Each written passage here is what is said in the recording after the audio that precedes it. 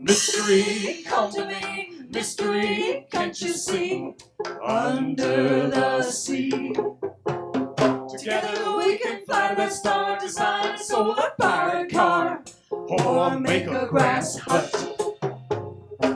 Shine in a hiding, gazing into a crystal butt. Shine in a hiding, gazing into a crystal butt. Hop with people, hop with people, service to the people.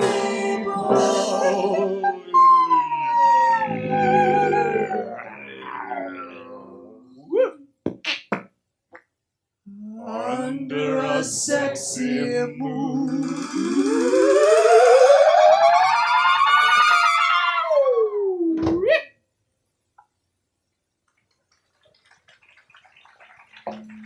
Thank you very much. Thank you.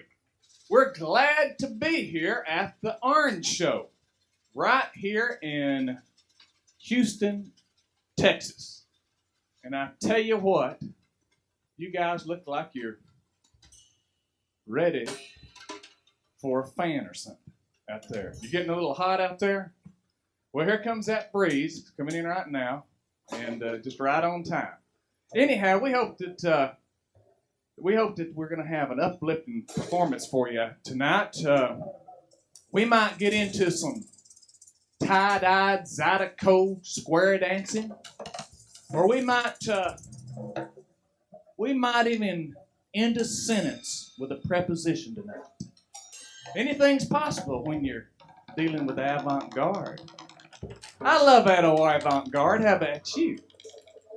Well, anyway, the one thing that I'd like to get into tonight with you, the DiverseWorks people asked us to come down here, and they had noticed that there was a problem going along with a lot of the youth down here, and even some of the older folks too were having a relapse. And that problem is giving in to the hippie temptation. So what we're going to try to do tonight is just a real simple thing.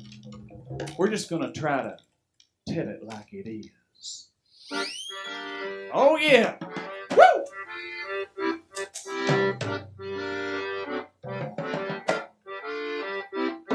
All right. That's some. Oh yeah. Hustle. Hustle. Huh.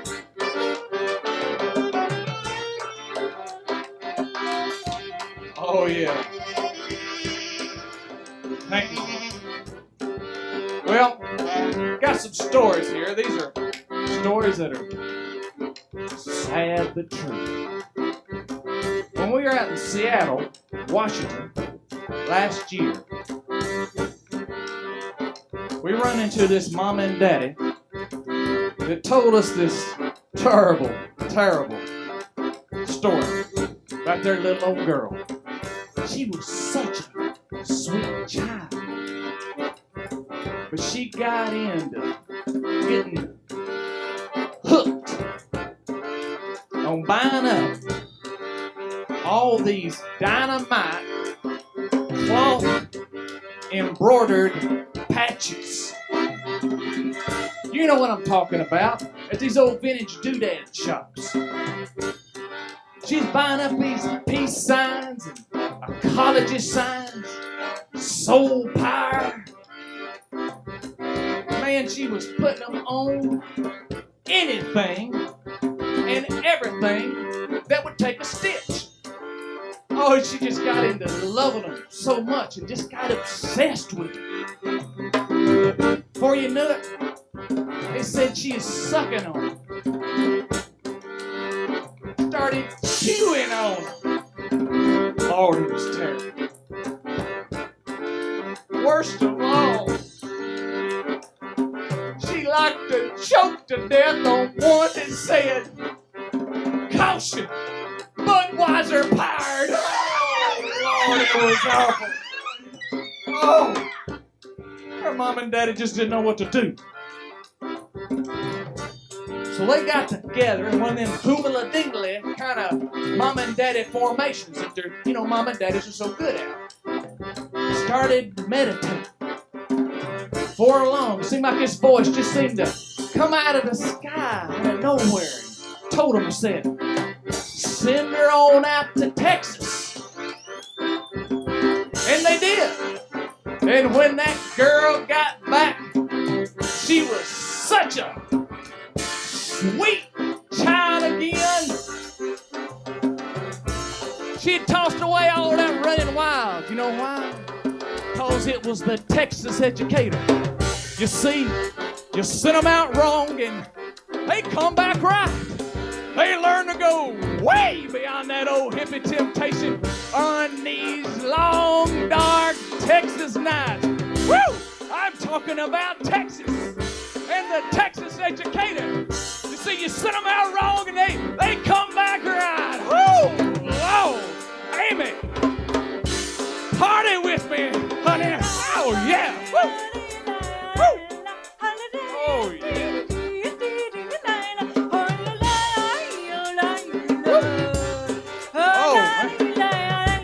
That makes me want to do a little avant-garde dancing. I did a little bit last night. I did a little bit of that fear dancing. I might want to try it sometime. It's easy. Just find you something and act like you're afraid of it. But anyway, back to our real problem here. And don't take it as a warning now. We're not into warnings. Take it more as a reminder that we're into. But anyway, back home in Tennessee, there's a little city right outside Chattanooga. It's called Soddy Daisy, Tennessee. It's a wonderful, wonderful little place right there, right off the Tennessee River. Good people live there. Well, they opened up one of them vintage doodad shops. And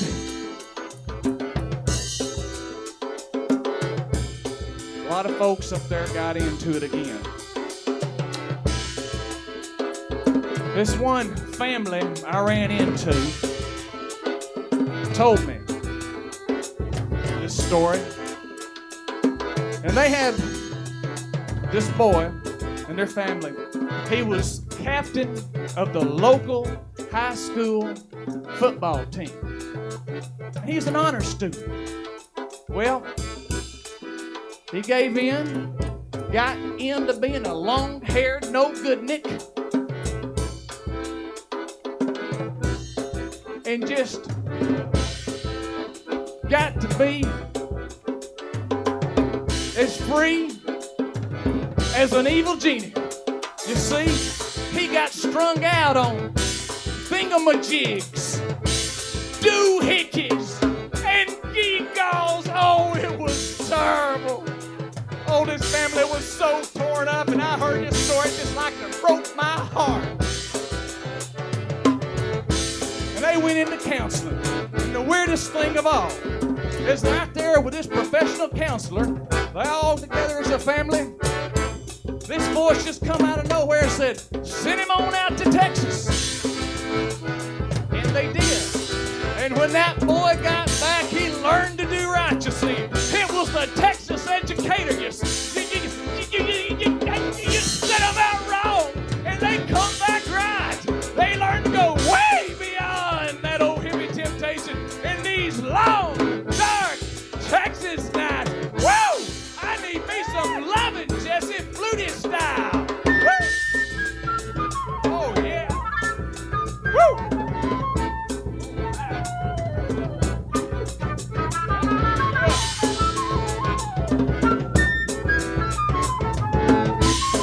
Oh, yeah. Woo!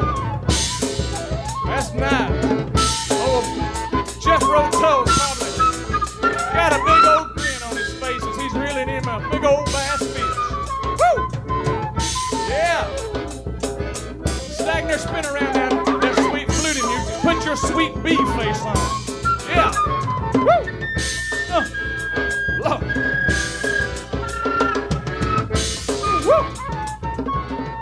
Oh, yeah. I need some loving too, Dennis. But now, Jesse, I'm just talking about Texas. Damn.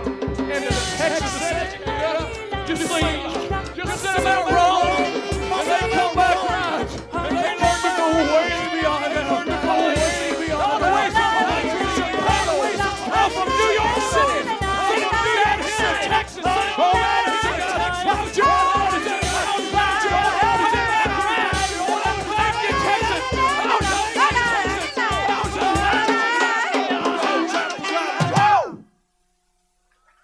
Lord have mercy. Woo! Thank you very much. I tell you what, we've had a great time being here in Houston.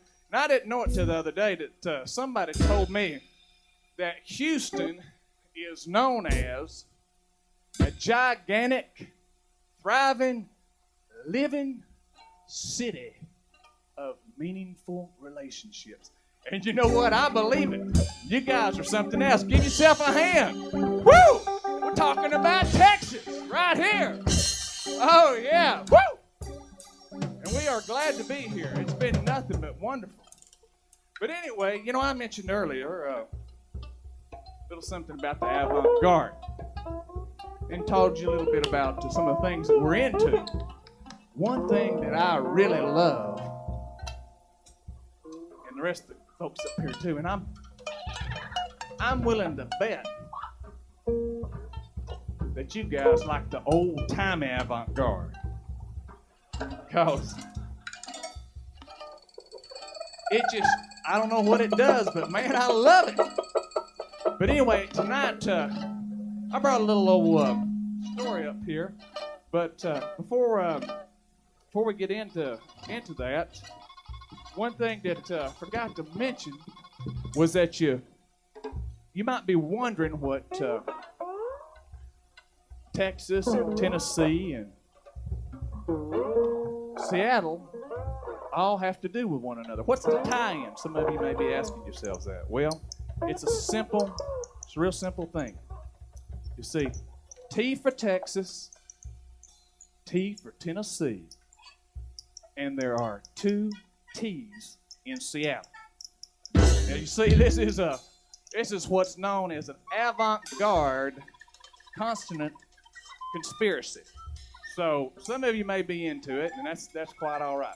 But anyway, speaking of the old-timey avant-garde, I happen to bring old Shaking Ray Levis' old-timey avant-garde storybook with me. Now, this is standard teaching in Tennessee in most of the schools because it's just happened recently. And more than likely, I got a feeling it's gonna make its way right around here in some areas too. I just got a little feeling of that. But anyway, I'm gonna get over here in my little starter chair here and see if I can't get it going here and take off my Texas suit that I wore for y'all.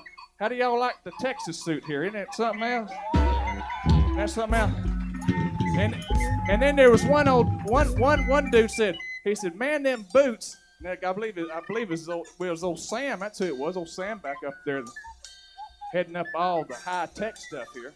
He said, man, them boots gotta go. You need you some high stepping cowboy style, Houston style.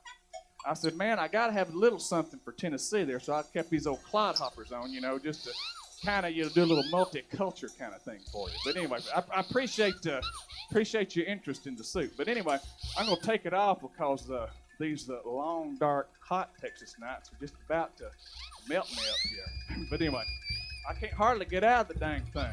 Oh Lord, man, anyway, we're gonna go on and they're gonna play a little bit of that old-timey avant-garde while I get out of my little space suit up here.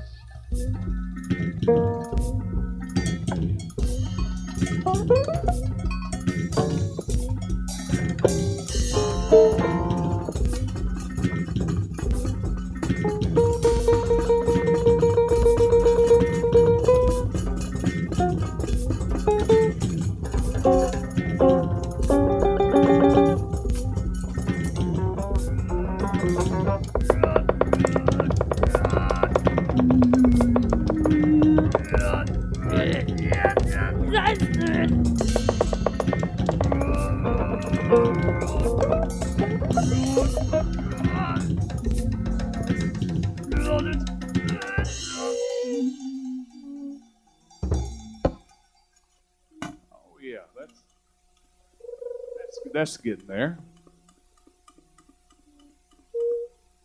Good situation down here, like that. All right. There we go. Now, as I said, this is a story that's written by old Shaking Ray Levis. And Shaking Ray Levis is probably one of my favorite old-timey avant-garde writers. And one thing I really like about old Shaking Ray was that he was a false prophet, but he was a dang good guesser. And that made him real special, you see, because there's a lot of false prophets out there, but I don't know how many of them are that good at guessing. So, anyway, kind of back yonder. All righty. Now, the thing about an old-timey avant-garde storybook is that as you're reading along, sometimes things just might pop up out at you. That's the way the old avant-garde works. So there's no telling what may happen as I'm reading along. So y'all bear with me with those moments there. But anyway, Shaking Ray starts out here. He says, now, this here is a drinking story. Now, back before the hippie temptation of the 60s, there's the big ship black deck black. Now see right there, that's that old Avant-Garde I was telling you about. Just popped up and got me. But anyway, and also too, that was kind of one of those double hibbly-bibblies right there, because also you notice he was talking now back for the hippie temptation for the 60s. See, he was prophesying right from the get-go. He didn't waste a bit of time. Anyway, so now back before the hippie temptation of the 60s, there's this tale I'd heard about some trickster space creatures who time-warped Confederate General Robert E. Lee to the 1987s and used alien mind control on him, forcing General Lee to duke it out with well-known vegetarians of the planet, thereby making the Southern fighting legend an enemy to world peace and causing another worldwide uproar against the South. Now, many people of this country look down on the South for lots of reasons. Well, it so happens that some celestial-style beings don't have anything positive to say neither. Now, don't get me wrong. These aliens or aliens, now that's, an alien is different than an alien. An alien is spelled ALE-YUNS. So, they're different than aliens. So, anyway, he goes on to say that these aliens, as they like to be called, didn't want to take over the planet or dislike the Earth. In fact, they like it a lot. They like everything about the planet except Southerners. The way they cook with all that frying, the way they act so overly friendly-like, the slow talking, and especially those so-called Southern writers. In the aliens' cosmic mind, it was hackneyed, sentimental drivel. But the one thing that really pissed them off was the Southerners' treatment of the crawdad. Now, what I'm trying to say is that on their planet, the aliens revered the crawdad, or as they called it, the pinchy. Well, anyhow, the pinchy was their source of spiritual enlightenment and entertainment. So you see, the aliens felt this hankering to share their pinchy religion and entertainment philosophies with the Earth planet. So they sent a few zillion pinches by spaceship to Earth a few years back. Now, there was another bunch of other worldly beings messing around with the Earth at that time too. And they dealt with stocking our planet full of other alien-like creatures such as cats, lobsters, giant ants, and fire ants, jumbo shrimp, or the infamous kicking shrimp, which is a whole nother story. However, the aliens, now see right there, that's an aliens. Those whatever you want to call them, I call them aliens, that were holding those cats. See, they were responsible for bringing the cats here and stocking the planet full of cats, you know, from way back ever since Long Yahoo time. Now, the aliens, as you can see up here in this picture, right there, that is what they look like, and that's how they move around with them little feathery things there in the middle. Now, that right there over on the left, and that's their spacesuit right there. That's their celestial body they get into, and that's how they delivered the pinchy to the Earth planet. They get into that body when they want to leave their planet. Now, and then when they're on their planet, they get in their terrestrial body and walk around in it. And that's that one right there on the right, as you can see up there in that picture. That's how they move around. But anyway, continuing on here about those aliens. Now, Shaking Ray says, however, those aliens didn't care anything at all about what those other otherworldly beings were up to.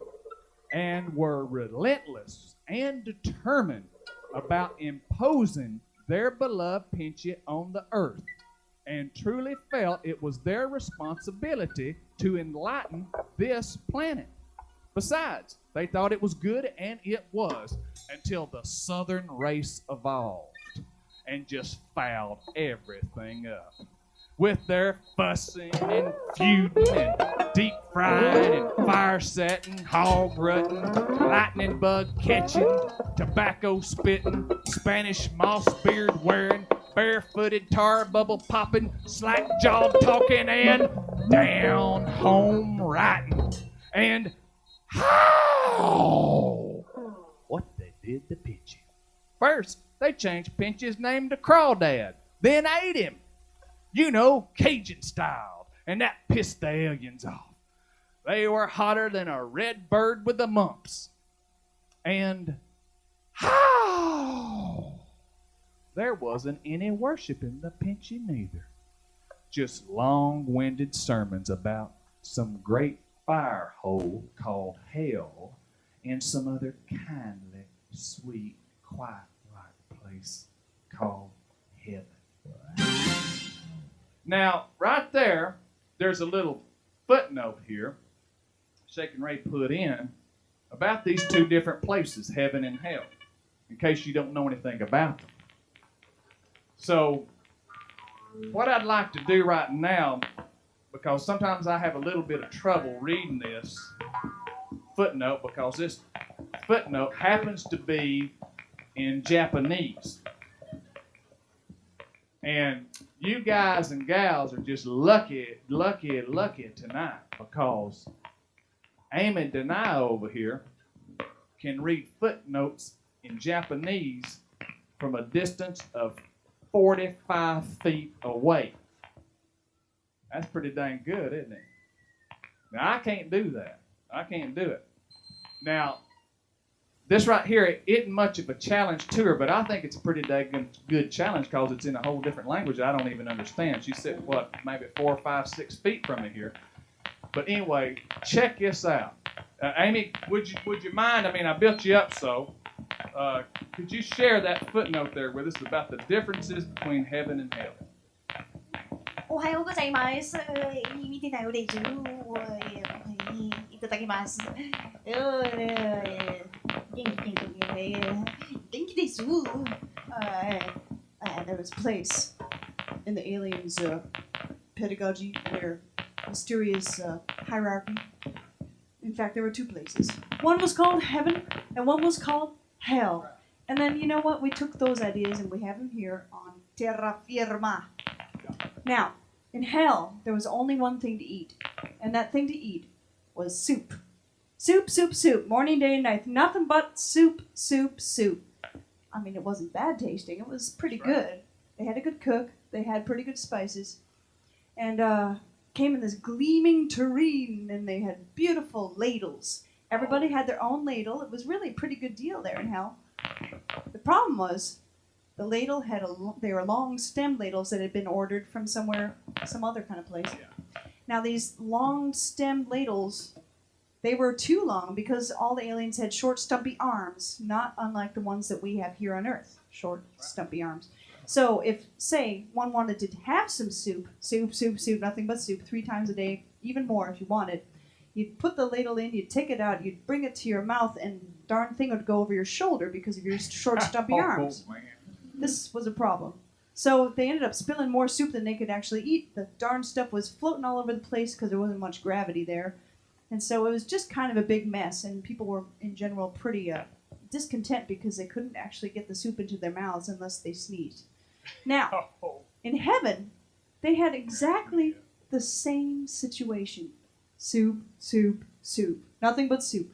All the time, day or night, which was the same darn thing. And they had the same gleaming tureen. They had the same chef. They had the same spices. Everything was precisely the darn same thing. They had the same ladles. But you know what? They discovered that their short, stumpy arms, because they were just as short and just as stumpy in heaven as in hell, as here on earth, these arms wouldn't allow the ladle to reach their mouth. It would go over their shoulder. But you know who was behind them was a friend of theirs, and they could actually feed other people over their shoulders.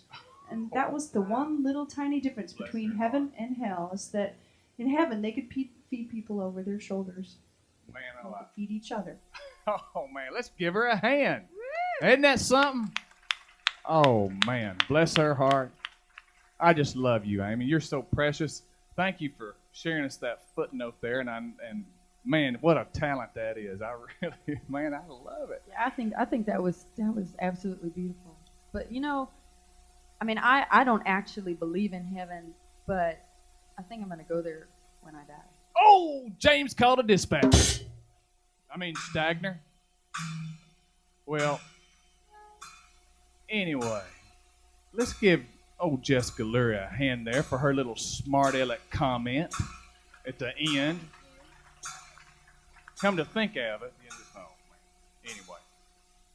Anyway, she's a sweetie though. I really like her, so don't get me wrong.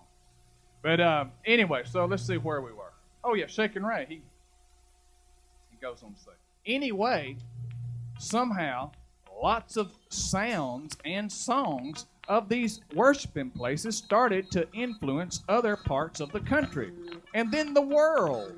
And worst of all, other folks wanted to eat crawdad, smoked and gumboed and broiled all kinds and fried all kinds of ways, singing all nasally and jawing down like crazy. Oh, it was a terrible sight in the aliens' highly educated minds. Terrible. So down came the decree of the alien ruling council. These insufferable Southerners must pay for their ungrateful and insolent behavior. In the Earth year 1987, we of the old-fashioned, unforgiving alien order will use our time-warping jellies on the South and fashion a great calamity, and it shall fall upon them.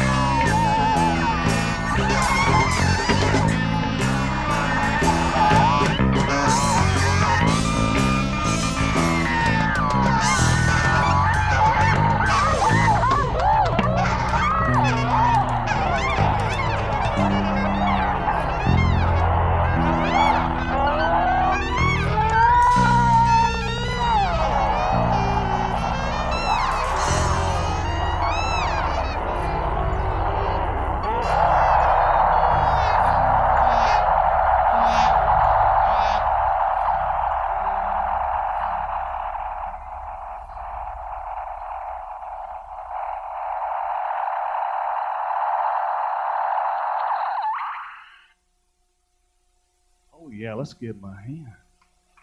Woo! Thank you very much.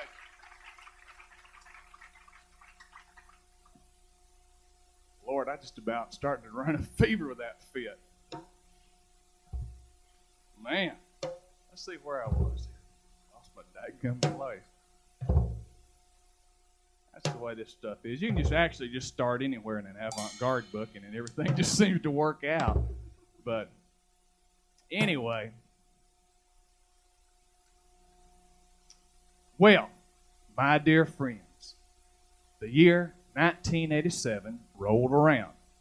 Apocalyptic culture was soaring, and the aliens were still good and mad at the South. Oh yeah, Shaking Ray says here, I forgot to mention that these extraterrestrials don't believe in using brute force themselves.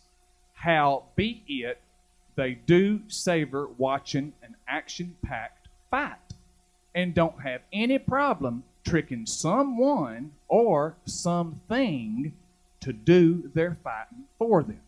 Any which way, the alien plan was to time warp the South's hero, old Confederate General Robert E. Lee, to the summer of 1987.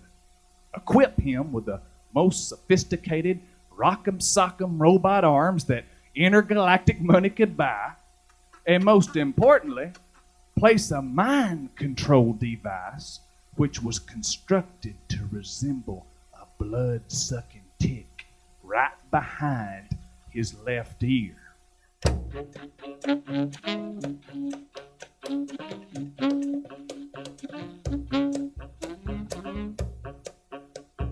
Their strategy was to set the stereotypical Southerner, General Lee, on a path of destruction, which would cause a revolution against the South. Kind of like what's going on now. He was programmed to pick fights and bully famous vegetable-eating peaceniks of the planet. The aliens figured that most Earthlings don't like this sort of abuse. And why should renowned vegetarians of all people be at risk? The aliens fancied a world uprising against the robotic redneck regent and the rest of his kind, unlike any of us have ever heard about or seen on TV. In other words, the people of planet Earth would begin to associate all things, sights, sounds that were derived from the South as evil-minded and unlovely.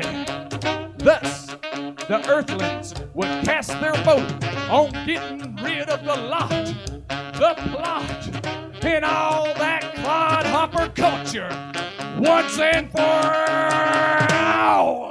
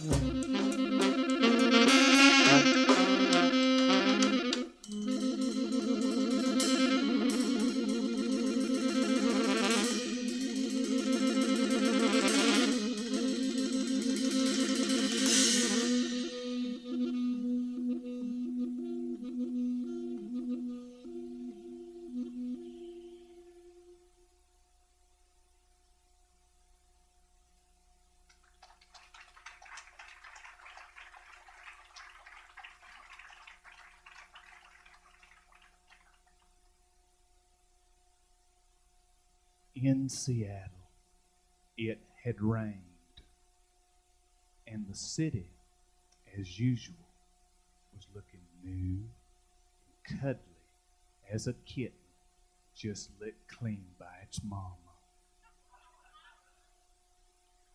The mist, or darling vaporescence, as some Seattlers called it, was rising from the 7 hills like angelic UFOs on their way to heaven. Or was it hell?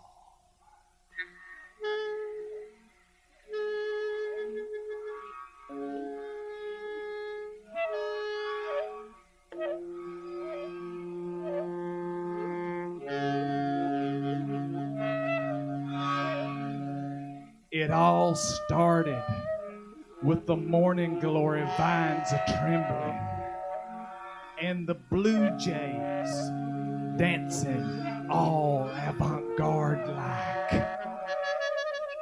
Then the earth seemed to unseasonably tip off its axis. All sorts of infernal hollering was coming out of the east from the direction of Lake Washington, a beautiful body of fresh water that is 26 miles long. Anyway, from out of the lake sprung the spawn of the alien's own strumpet, the transmogrified General Robert E. Lee. And he was riding high and looking to kick some herbaceous butt in a rusty red demon of a 69 Ford pickup. Woo-wee! I'm telling you, it was terrible. Well, as y'all know, the city is surrounded by residential and industrial suburbs and loads of places where folks go and vegetate. That is, to eat nothing but fresh produce and more than likely have a cup of some fancy brewed coffee. In fact, right there, what just happened, that little thing that fell over there, that was in the book. Right here. It was a demonstration of the coffee. There you go. jitters. Yeah. Woo!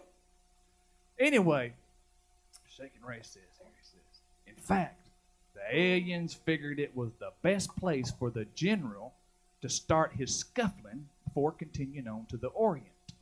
In any case, General Lee landed on Seattle like a falling safe of atomic hellions. Wow, Greece! Whoop, whoop. Va, va, va.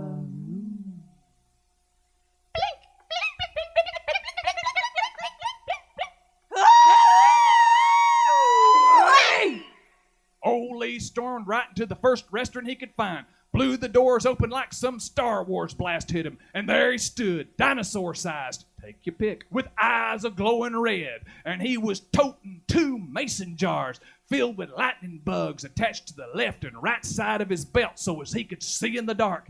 His high-tech arms were all revved up and making twanging sounds, and then he yelled out, I am Confederate General Robert E. Lee, and I represent the South, and it's great to be alive. I've come back to Earth from deep space, where spirits go after they leave this life. It's right nice to smell the honeysuckles and tobacco juice again. I love the sound of fatback frying and scratching chigger bites with these here arms of mine. And I'm gonna whop all the big shot vegetarians in this city as soon as I can find me a little old filling station where I can rest up a bit and drink me a cold Coca-Cola next to a Tennessee hound dog.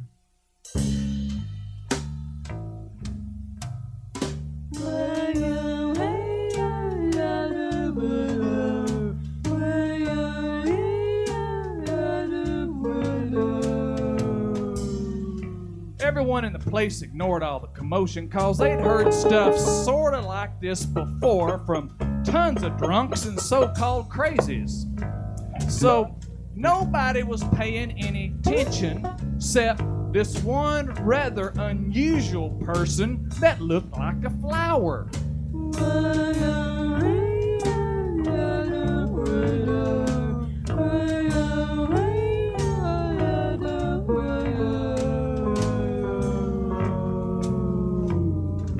You see, he had a plant body and some pretty tulip things are growing in his hair. His method of locution was a skateboard propelled by the same unseen forces that moved the pointer on a Ouija board. Well now, it turns out that this person happened to be a kindly flower kid, now all grown up. And it just so happens this was no normal kid.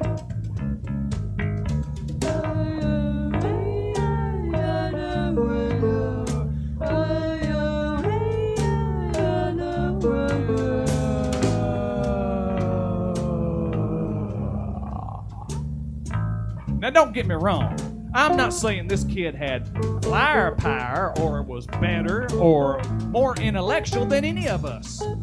I guess you could say the world reveals things to this kid that the more highly educated mind just can't see.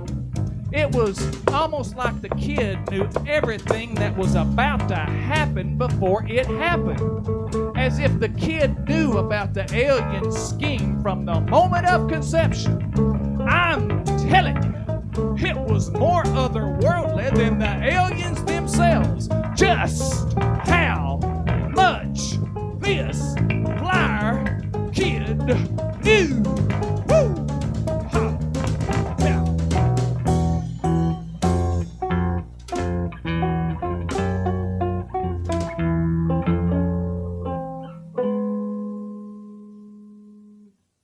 Man, y'all almost got it. You missed it by about 3 licks.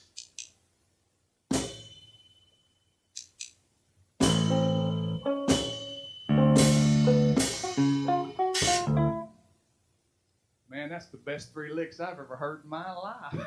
That's avant-garde. Old-timey style. I like it. I love that avant-garde. How about you? Let's give him a hand. Right here at the Orange Show.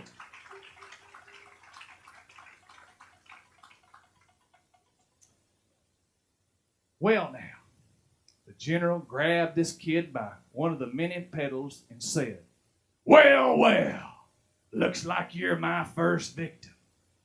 You look like a famous rock star junkie whose music I'd never listened to." Now everyone in the restaurant stood up and began to take notice, thinking that they were next, because they were all rock star wannabe junkies. Some of them even hid their William Burroughs books underneath their plaid shirts.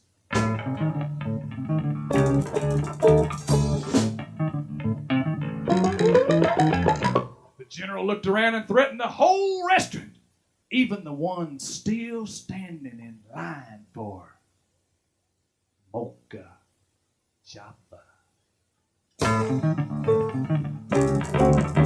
Now, you lowly plant eaters, listen up.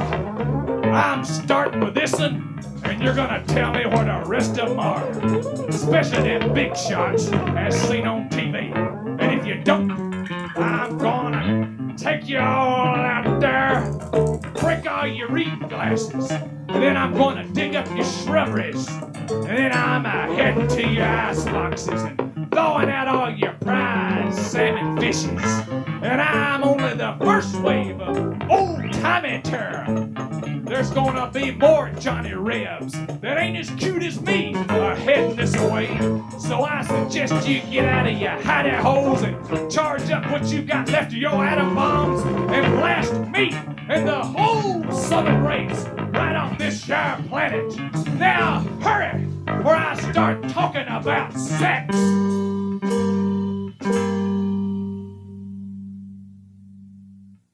Like I said, the kid seemed right at ease with the situation and told everyone not to fret, saying, "We're doing a public performance piece here, man.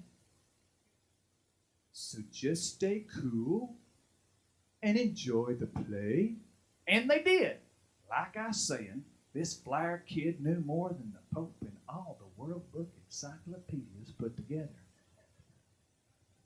Now he stared in the old renegade rebel's eyes and said, "I'm the keeper of the map to every vegetarian eating place on the West Coast and Japan.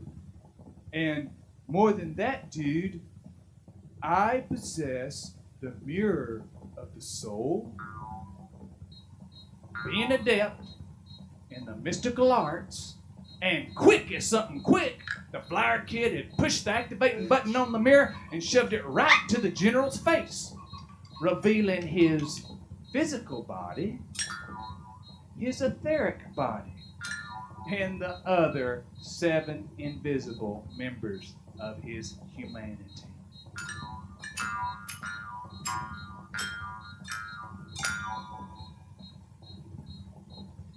Now, General, look at yourself."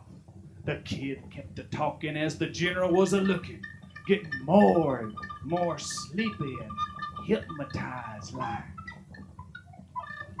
"We all know our slave is boo." So he spoke a avant-garde talk too. "We all know our history well these days, General Lee, and know that you were against slavery.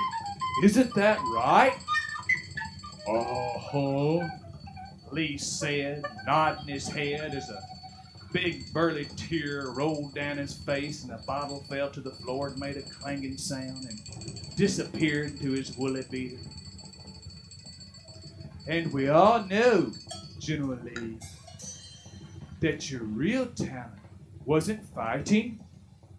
No.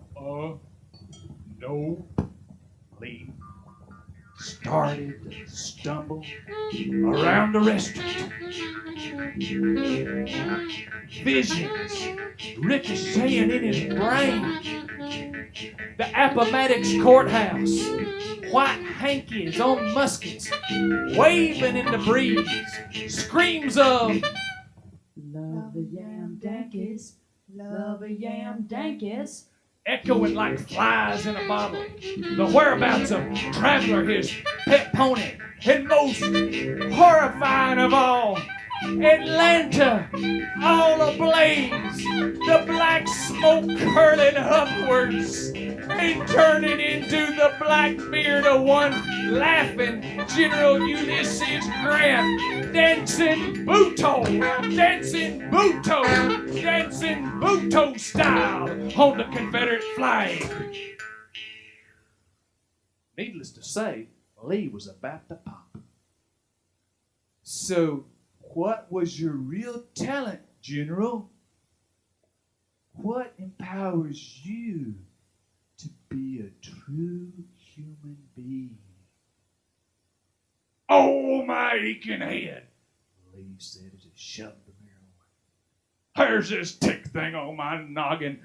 It's making me all angry like and telling me to do stuff that I don't want to do and doing things that I thought I might want to do. And anyway, I feel like conking vegetarians and stuff over their head.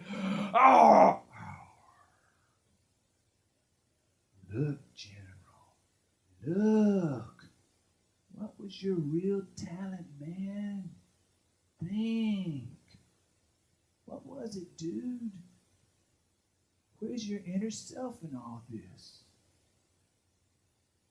The general's head was getting all red-like and starting to swell. His eyeballs were about to pop out of his skull.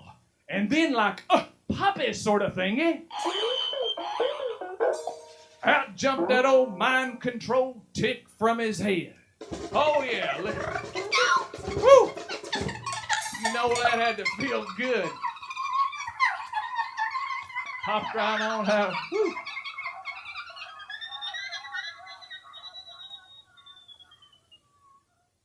That's the sweetest tick-flinging, popping music I have ever heard out here at the Orange Show. I can't believe we're here, y'all. Woo! Man.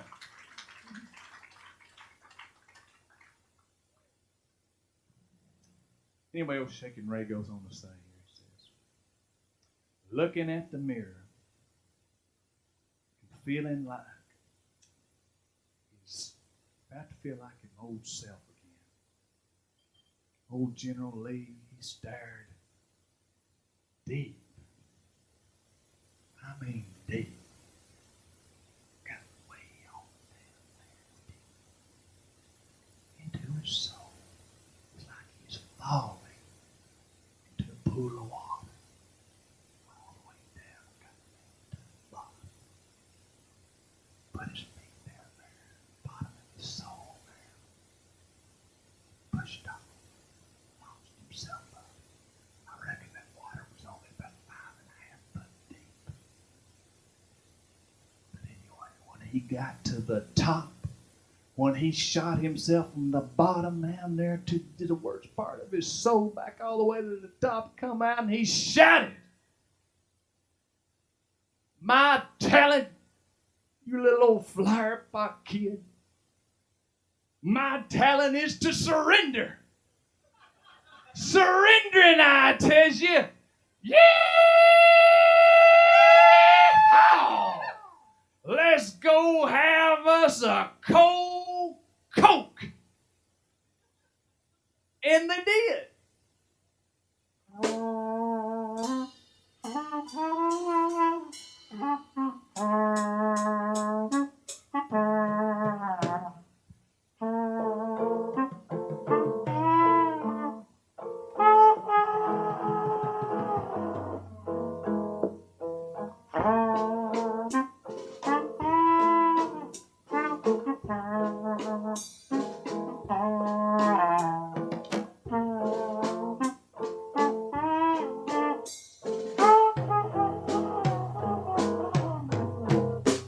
Well, Shaking Ray goes on to say, he says, the aliens looked down upon this mess and realized that their plans had been thwarted by a higher power.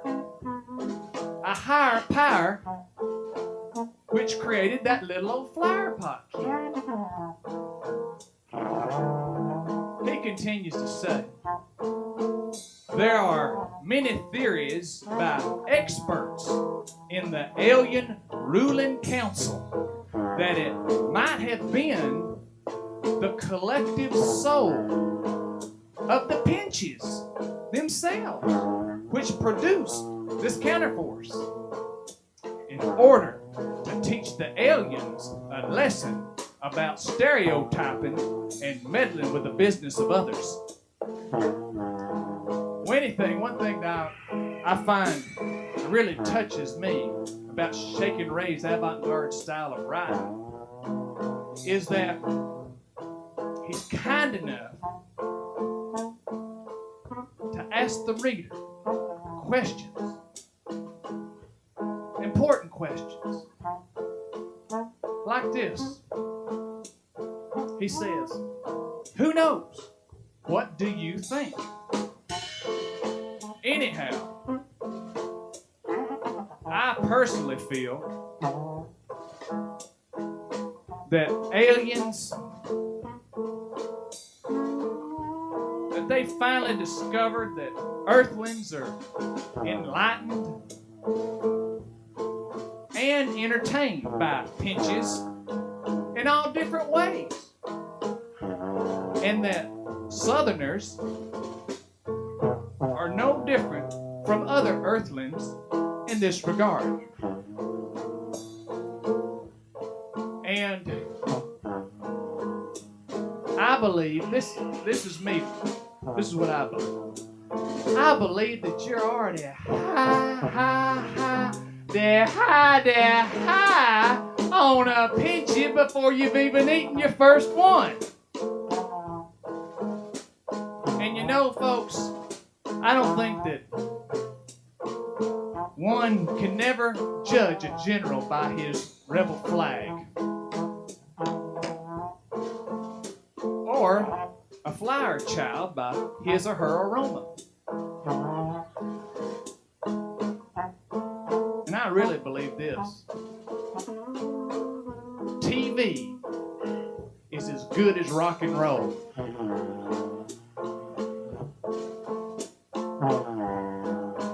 And also, I think it's better to eat a pinchy than to crave one.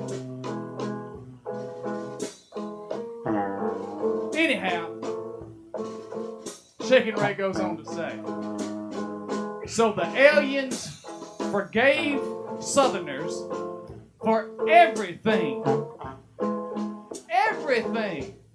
except for their Southern-styled writing, and are currently devising a scheme to transport William Faulkner to Russia, where literature is really good. Oh, yeah! Woo!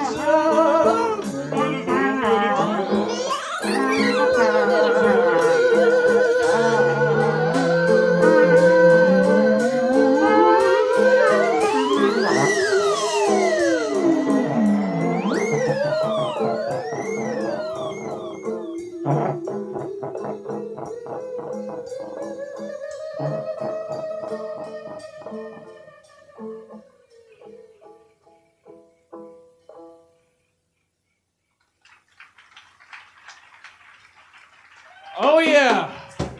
Thank you very much. Let's give him a hand. Woo! Thank you. Oh, yeah. Mighty kind, mighty kind. Make us feel right at home. Oh, man. Well, we'd like to end tonight's show with a little song, keeping in mind of the lesson that old General Lee and that little old flower pot kid taught us. And something I also, if y'all don't mind, sharing with you too, is that, you know, sometimes I know there's a lot of you that are artists out here tonight. Some of you write, some of you dance, and some of you play your guitars. And I'd just like for you to do this tomorrow. Is just put your pencils down, take off your ballerina shoes, or your psychedelic Zydeco dancing feet, whatever you got. Close your books and everything, put it down, and try to love somebody. Just love somebody for 1 hour tomorrow. Just try it now. I think you might like it. I really do. This little song, keeping in the spirit there. This little song. Talking about our old buddies, the flower pot kid, General Lee. I just sort of imagine them heading off to the Pacific Ocean, going out there and doing whatever. It's a little song we call Tender Lovin'. Take it away, Amy.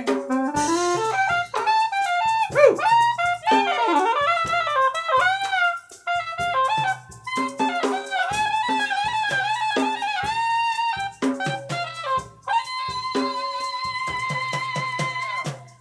Tender loving, all aglow. Tender loving, like a happy crawl dad. Tender loving, something's cooking in the oven. It might be a prepositional phrase or a half a gallon of your favorite ice cream. Woo! Woo! Amen. One more time, sweetie. Woo!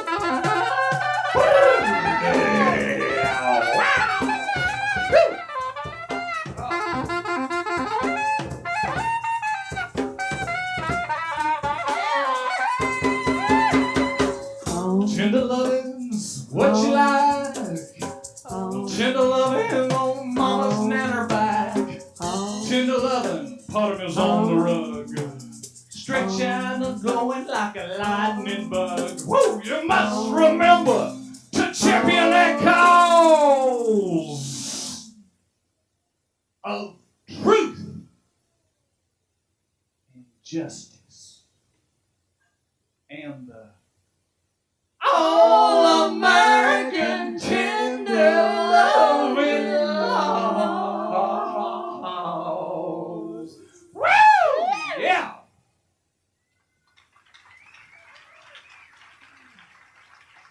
Oh, thank you very much. Thanks. Thank you so much. Thank you. Woo!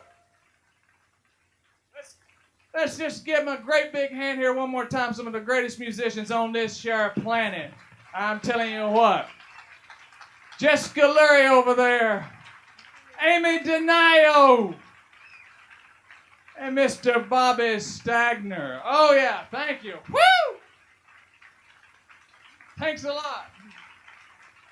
You guys are great.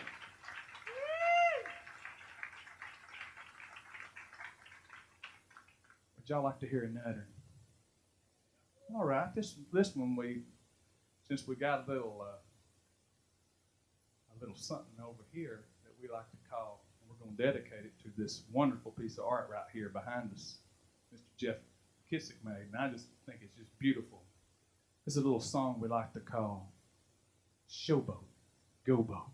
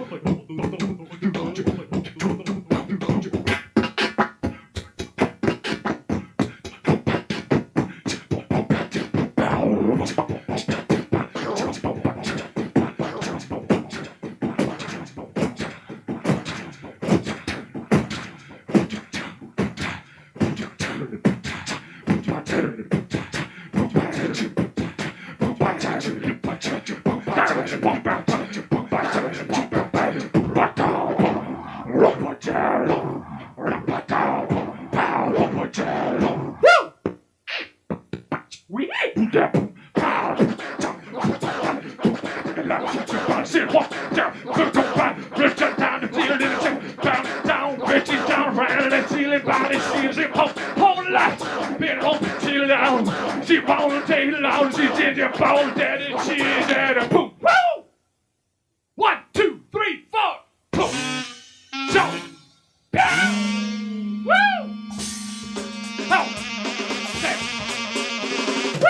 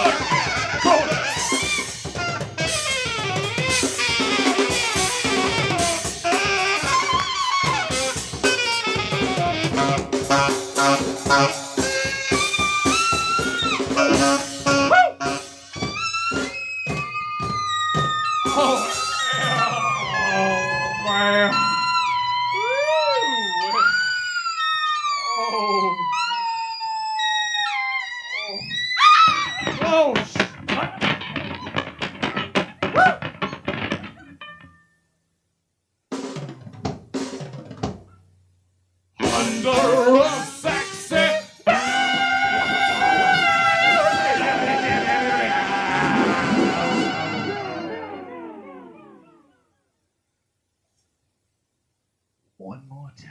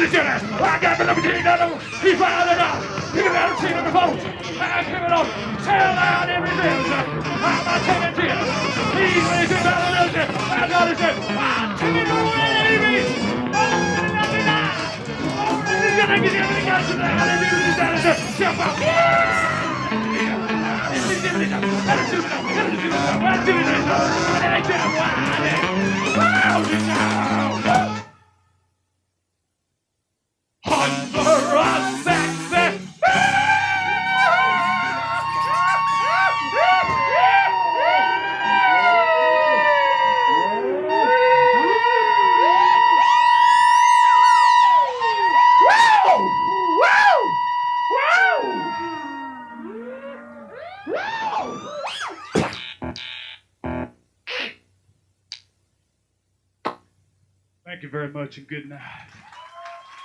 Woo! Jessica Lurie! Woo! Bobby Stagner back on the drum. The one and only Miss Amy Denio. Oh, yeah.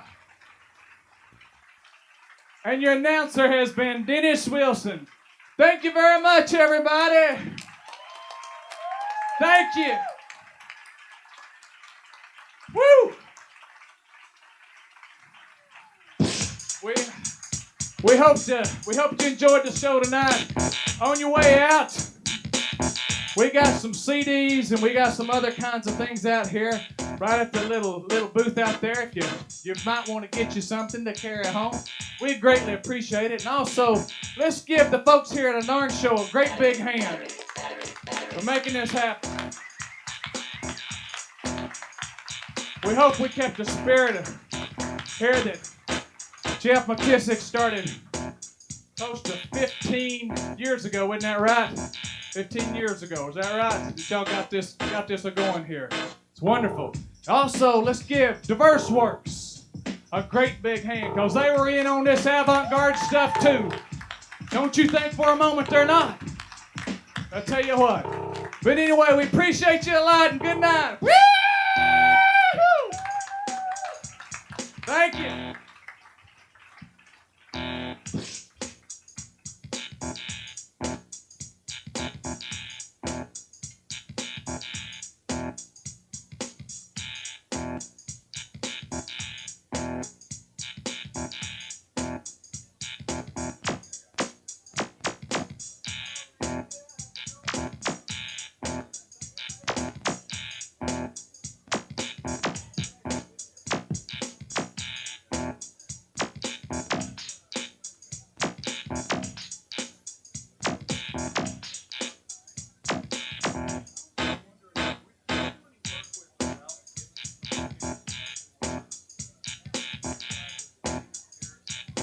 battery.